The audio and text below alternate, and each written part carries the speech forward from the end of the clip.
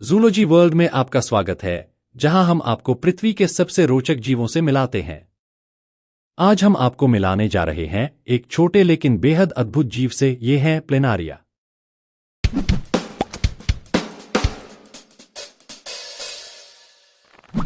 शुरू करने से पहले हमेशा की तरह एक सवाल। प्लेनारिया किस प्रकार का जीव है? Mammals, birds, flatworm, fish? आप इसका आंसर कमेंट बॉक्स पे जरूर दें, चाहे गलत हो या सही। इसका आंसर आपको वीडियो के अंत में मिल जाएगा। तो चलिए शुरू करते हैं बिना किसी देरी के। ये छोटे छोटे फ्लैटवर्म्स देखने में भले ही साधारण लगें, लेकिन इनकी खासियतें आपको चौंका देंगी। प्लेनारिया अपनी पुनरुत्पादन क्षमता मतलब रिजनरेटिंग पावर के लिए जाने जाते हैं, और वैज्ञानिक सालों से इनकी इन अद्भुत क्षमताओं का अध्ययन कर रहे हैं। तो ये प्लेनारिया होते क्या हैं? ये छोटे फ्री लिविंग फ्लैटवर्म्स हैं जो प्लेटिहेलमिन्थिस नाम के फाइलम और टर्बेलारिया नाम के क्लास में आते हैं। ये आमतौर पर ताजे पानी के तालाबों और धाराओं में पाए जाते हैं, लेकिन कुछ प्रजातियां खारे पानी और नमी वाले स्थानों में भी रहती हैं। इनकी सबसे खास बात है इनकी शरीर के हिस्सों को दोबारा पुनरुत्पादन यानी रिजेनरेट करने की क्षमता, जिससे वैज्ञानिकों के बीच इनका अध्ययन काफी चर्चित है।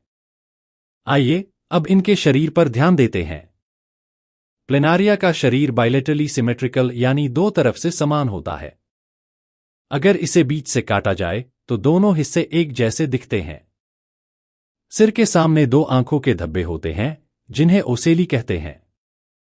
ये धब्बे रोशनी का पता लगाते हैं, लेकिन इन्हें स्पष्ट रूप से देख नहीं पाते। सिर के किनारों पर ऑरिकल्स होते हैं, जो पानी में मौजूद रसायनों का पता लगाते हैं। प्लेनारिया का पाचन तंत्र यानी डाइजेस्टिव सिस्टम भी काफी अनोखा होता है। इनके पास गैस्ट्रोवास्कुलर कैविटी होती है, जिसमें केवल एक ही छेद होता है जो मुंह के रूप में कार्य करता है। ये अपनी मस्कुलर ट्यूब, जिसे फेरिंक्स कहते हैं, इसी जरिए खाना पकड़ते हैं। ये छोटे जीवों और मृत पदार्थों को खाते हैं, जिससे ये अपने पर्यावरण के लिए जरूरी स्कैवेंजर्स बन जाते हैं। अब बात करते हैं इनके मस्तिष्क की।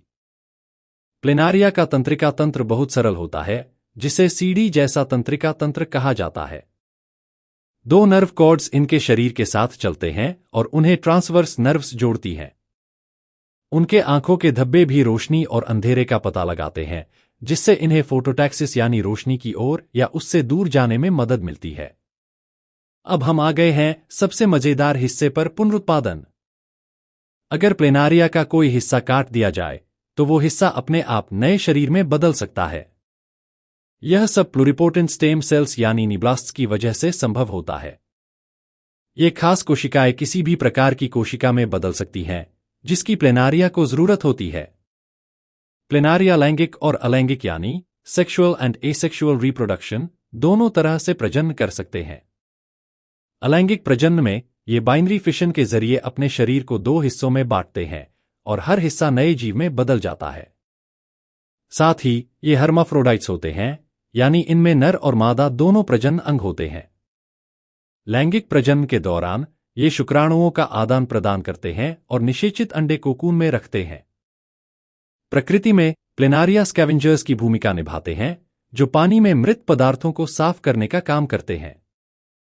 साथ ही ये छोटे अकशेरुकी जीवों का शिकार भी करते हैं, जिससे ये अपने पारिस्थितिकी तंत्र को संतुलित रखते हैं। लेकिन इनकी खासियत केवल प्रकृति तक ही सीमित नहीं है। विज्ञान में प्लेनारिया एक महत्वपूर्ण मॉडल ऑर्गेनिज्म के रूप में उपयोग किए जाते हैं। इनके जरिए स्टेम सेल्स, रीजनरेशन और ऊतक मरम्मत के अध्ययन में बड़ी सफलता मिली है।